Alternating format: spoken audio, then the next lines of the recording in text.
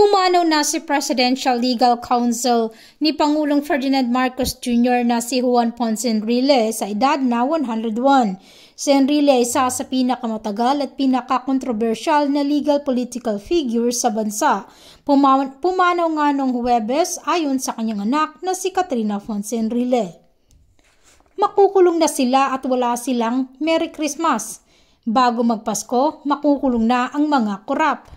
Ito ang matinding banta ng Pangulong Ferdinand Marcos Jr. sa kanyang press conference tungkol sa mga politiko at mga kontraktor na kasama sa flood control scandal. Hindi na umano aabutan ng Pasko ang mga ito at tuluyan na ngang mapapanagot sa kanilang mga kasalanan. Sa mga Pilipino, pagbabayaran ang mga kasalanan at dapat umanong ibalik ang pera na kanilang ninakaw sa bayan. Nilinaw din ni Pangulong Ferdinand Marcos Jr. na si dating Speaker Martin Romualdez ay hindi kasama sa anumang listahan ng mga individual na haharap sa mga kaso na binanggit ang mga kakulangan ng ebidensya na higit pa sa iniharap sa Senado. Dagdag pa ni Marcos na sa kasalukuyan ay walang mga kaso labang kay Romualdez, ngunit binanggit na mananagot din ito kung lalabas na mga bagong ebidensya. Binigyang diin niya na ang gobyerno ay hindi nagsasampa ng mga kaso para ipakita, ngunit upang matiyak na ang mga nagkasala ay mananagot. Komento pa ni Vice President Sara Duterte kay President Ferdinand Marcos Jr. na pwede niyang ikulong ang sarili niya. Aminin na niya mayroon din siyang pagkukulang. Panoorin natin ang buong detalye. May nagpaalala sa akin na tatlong buwan na ang nakalipas mula nung aking SONA na ating sinimulaan ang pag-imbestiga tungkol sa mga anomalous na flood control project. Kaya't ito ay ang aking report sa taong bayan kung ano na ang mga pangyayari mula nung SONA ko at kung ano na ang ginagawa. Dahil siyempre marami dito sa ating ginagawa ay hindi na isa sa publiko. At kaya't nagtatanong ang tao, ano na ba nangyari mula nung SONA? Kaya't isa-isay natin at I will just go through the main points and we will provide you with a briefer with a more detailed explanation after the press conference, no?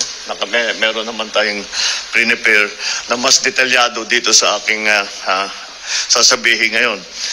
So, mula nung matapos ng 2 linggo mula ng SONA, binuksan na natin yung sumbong sa Pangulo website para makareport ang taong bayan na diretso sa akin.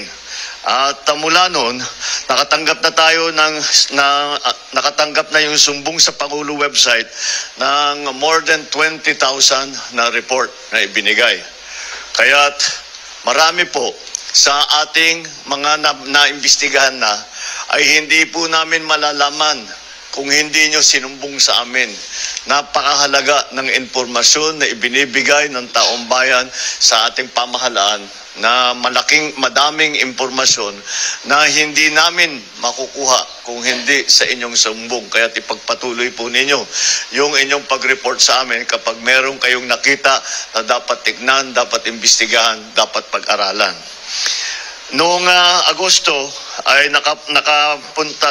personal kong na-inspeksyon ang mga iba't ibang flood control project. Napunta ako sa Iloilo, nakapunta ako sa Kalumpit at saka sa Baliwag. At doon maliwanag ay na isang mga halimbawa ng mga flood control project na hindi tinapos o ghost project talaga, hindi man naumpisahan at naging basihan ng ating pagtuloy-tuloy na pag-imbestiga. Noong September 2, nakumpiska ng Bureau of Customs ang 13 luxury vehicle ni Diskaya at dahil sa irregularity sa importation at sa documentation. Itong mga luxury vehicle na ito ay i-auction na. Ang pagkaintindi ko, merong 7 na i-auction next week at saka susunod na yung iba sa susunod na ibang linggo. Sa office naman ng Ombudsman, ano yung ating ginawa para pananagutin itong mga may gumagawa ng kalokohan? Sa office ng Ombudsman, nakapag-refer na ng reklamo ang DPWH. Galing sa DPWH ito noong September 8 dahil sa mga irregularidad sa 5 proyekto base sa Special Audit Report at Fraud Audit Report ng COA. Mula sa ahensya ng DPWH First District Engineering Office, ang mga sangkot dito sina Henry Alcantara, Bryce Hernandez, JP Mendoza, Paul Jason Duya. Ang mga kinatawan naman sa mga kontratista ang kasabwat nila ay sa St. Timothy Construction, Wawaw Builders at saka Sims Construction Trading. Lahat ng mga pangalan na yan, matagal na nating naririnig at ngayon ay sila ay napatunayan, nakasabwat dito sa mga ginagawa sa mga flood control project na hindi tama ang pagka-bid, hindi tama ang pagkakontrata, hindi tama ang pagka-implementasyon, hindi tama ang pagbayad. Isang buwan matapos na malunsad yung website, binuo natin ang Independent Commission for Infrastructure. Dahil nalaman natin matindi ang sistema ng korupsyon, hindi lang sa flood control project, kundi pati rin sa ibang proyektong pang-infrastruktura ng gobyerno, kaya ginawa po natin yung ICI. Yung ICI na yan ay para imbestigahan lahat ng infrastructure projects na kailangan tignan dahil may question kung tama ba ang pagkagawa. At ipapagpatuloy ng ICI yung kanilang na tuloy-tuloy naman ang trabaho ng ICI. Kung maalala ninyo, ICI is investigative. So tuloy-tuloy ang kanilang investigasyon. Kung ano yung finding nila sa investigasyon nila, ipinapasa nila sa DOJ at saka sa Ombudsman. Sa parehong araw, nagsampa ng kaso ang DPWH sa Ombudsman laban sa 20 opisyal ng DPWH ng Bulacan First District Engineering Office at 5 pribadong individual dahil sa paglabag sa Anti-Graft and Corruption Practices and Corrupt Practices Act, Revised Penal Code at Government Procurement Reform Act. Kasama dyan si Henry Alcantara, Bryce Hernandez, JP Mendoza at ang mag-asawang Diskaya. Mula naman noong September 15 hanggang November 5, ang Anti-Money Laundering Council, yung AMLAC, ay nakakuha ng 7 freeze order mula sa Court of Appeals. Saklaw ng freeze order na ito ang kabuuang halaga ng 6.3 billion pesos. Nagsimula na ang Solgen na magbuo ng forfeiture case para itong 6.3 billion pesos ay mababawi ng pamahalaan at itong perang ninakaw ay maibabalik sa taong bayan. Saklaw ng freeze order ito, 6.3 billion. At noong September 18, nakapag-refer tayo muli sa Office of the Ombudsman ng ikalawang batch ng mga kasong kriminal ukol sa 2 maanomaliang proyekto.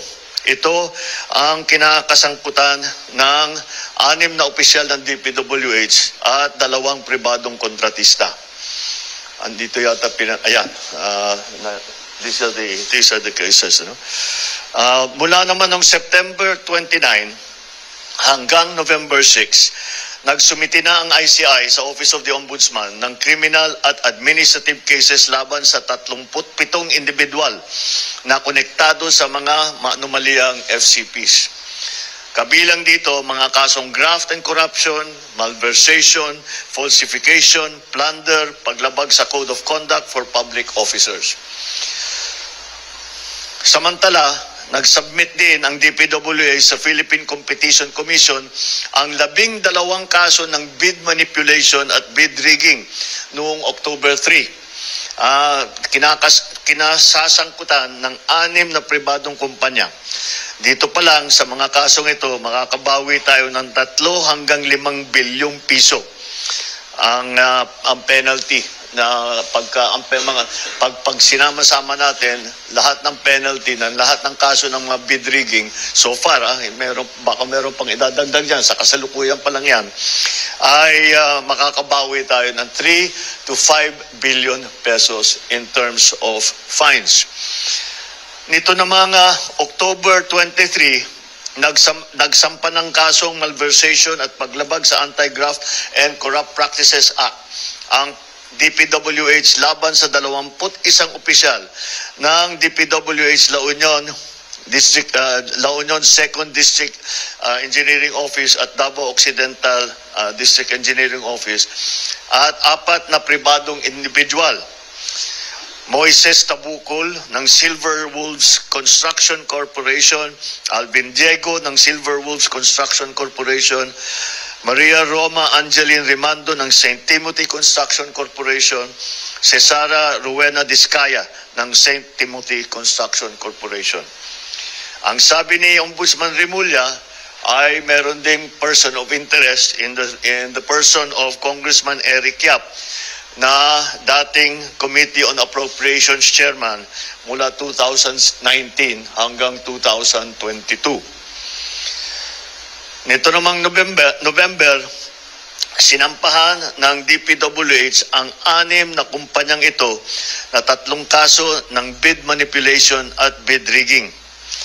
Mula naman November 16, nagsampa naman ng Bureau of Internal Revenue, ang BIR natin, ng 10 kaso sa DOJ laban sa mga opisyal ng DPWH at mga kontraktor.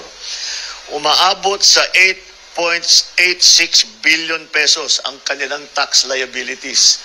Ito ang mga tax na ang buwis na hindi nila binayaran at nakita ng BIR upon investigation. At ngayon, nakasuhan ngayon sila upang mabawi ang kanilang utang sa gobyerno dahil sa buwis na hindi nila ibinayad.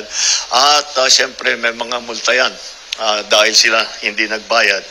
Ito ay tax liabilities na sangkot sa mga kasong tax evasion at failure to file accurate information.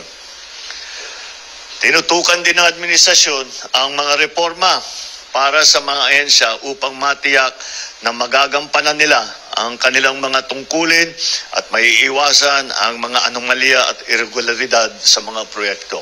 Sa Public Works, sa DPWH, nagpatupad ng blacklisting mula sa mga kontrata ng gobyerno sa lahat ng kontratistang sangkot sa ghost or substandard na mga proyekto.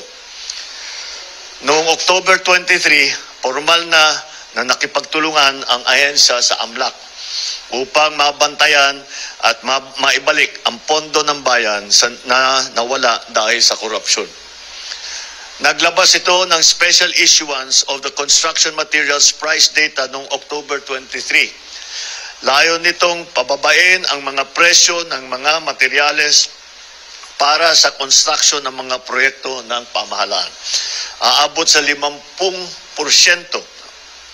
ang maibabawas sa presyo upang maiwasan ang overpricing. Dahil talagang titingnan natin, market price na ang hindi pwedeng ibahin o baguhin o masyadong malayo sa market price ang mga materyales na ginagamit dito sa mga flood control project at sa mga lahat ng infrastructure project.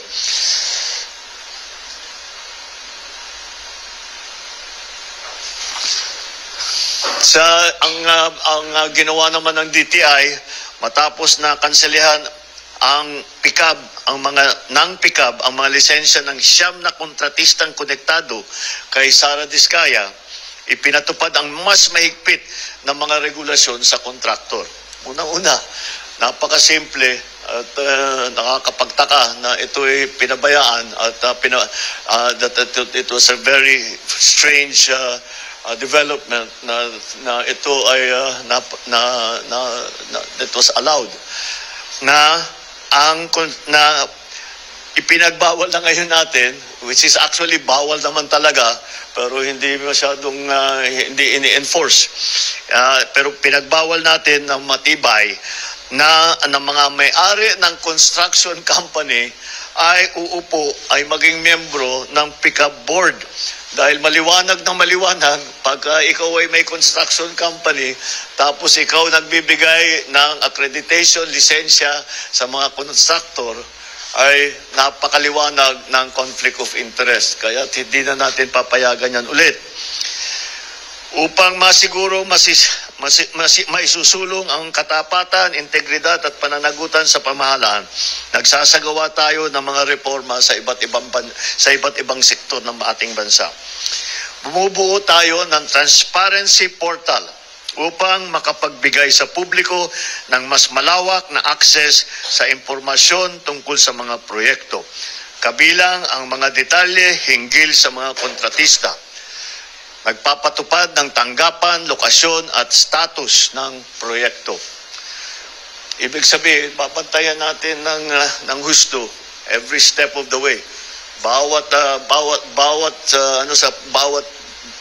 hakbang sa prosesong ito ay babantayan natin na mabuti para pag may nakita tayong hindi tama nagawa o against the rules and regulations ay makikita natin kaagad at hindi na natin pababayaan na makikita lang after 2-3 years kagaya na nangyayari ngayon.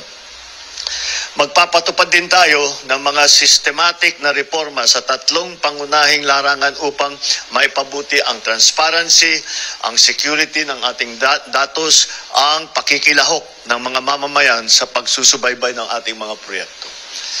Mga reforma sa design process upang mas mapabuti ang papaplano, maiwasan ang mga risk at masiguro na data-driven ang mga batayan at pagdidisenyo. Mga reforma sa bidding at sa procurement upang mapalakas ang kompetisyon, katapatan, integridad at maiwasan ang mga possible risk factor sa buong proseso ng procurement. Mga reforma sa proseso ng pagbabayad upang matiyak naman na ang pondo na nilalabas natin para sa mga proyekto ay talagang tapos na. Dahil marami tayong nakita, completed, bayad na, hindi mo naman mahanap yung project, ghost project. O kung may makita kang man project, hindi kumpleto, substandard. Kaya patitibayin natin ang proseso para tiyakin natin na lahat ng kontrata ay ma-implement na mabuti. Mga reforma rin sa proseso ng pagbabayad para tiyakin natin. Yun ang ating mga gagawin. Meron tayong nakita na bagong smart technology na ginagamit na ang AI. Ito ay titignan lang.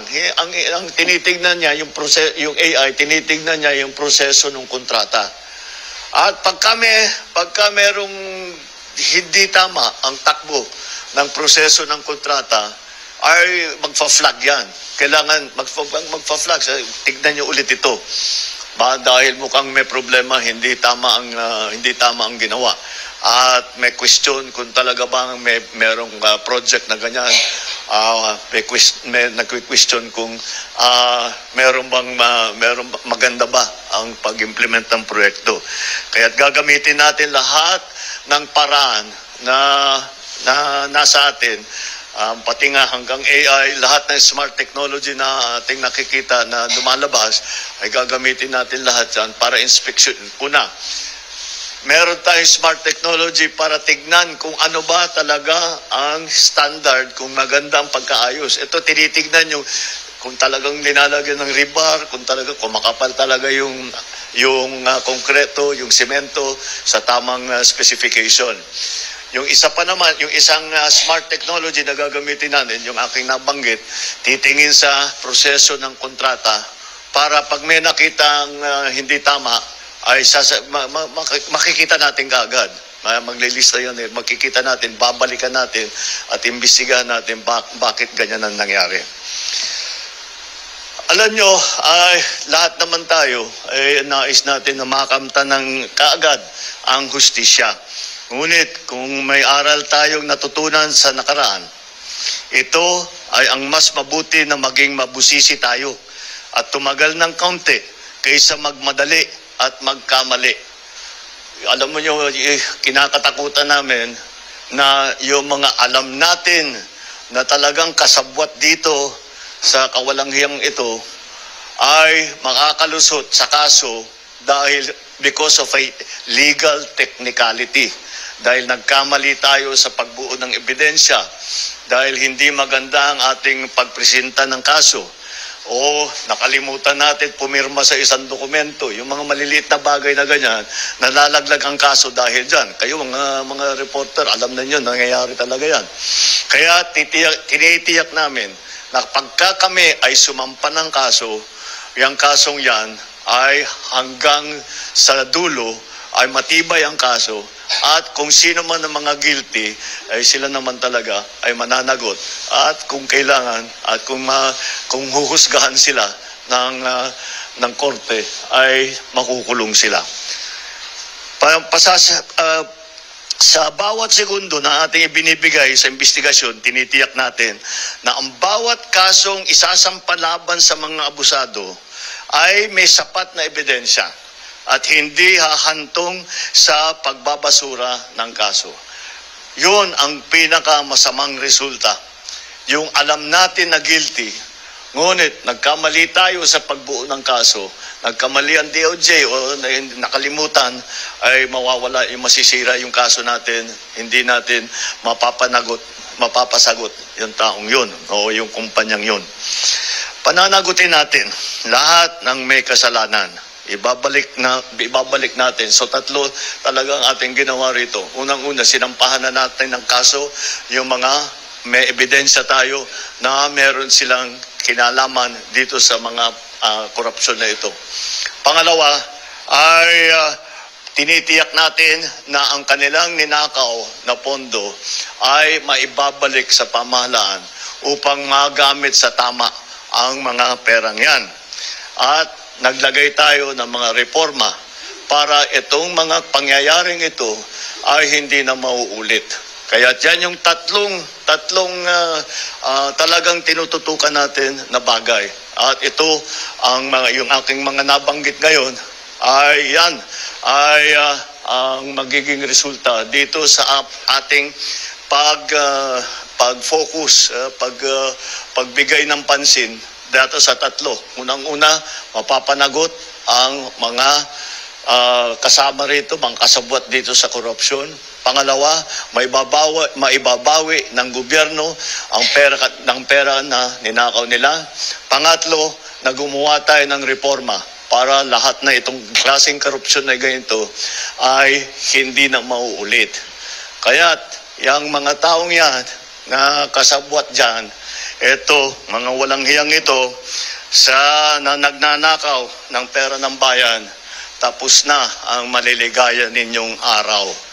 Habulin na namin kayo.